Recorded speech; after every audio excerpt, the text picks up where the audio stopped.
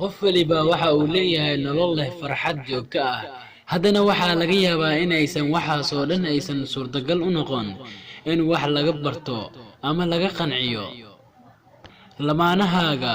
waa cilmi dheer oo u baahan daalacsho badan si loogu badbaado kala tagga isku dhaca khilaafaadka joogtada ah kibirka ama is-adkayntu waa mid ka mid ah wadada loo maro guuldarrada ceeb iyo wax xuntoona ma ahan inaad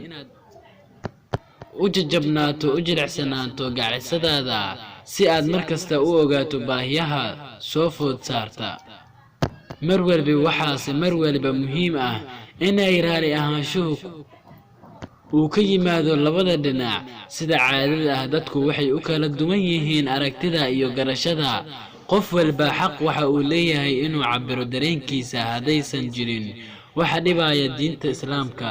aragtidayda si gacalisadaada kalsooni badan si ay markasta u siyaado jecelkiina ka daa dhibka iyo takoorka lamaanahaaga markasta ay kaa gasho qaladaad ama godob ha dareensiinin sida inay kaa gashay qalad ee waxaad dareensiisaa sida inaad adiga qaldan tahay waayo waa noloshaada ayada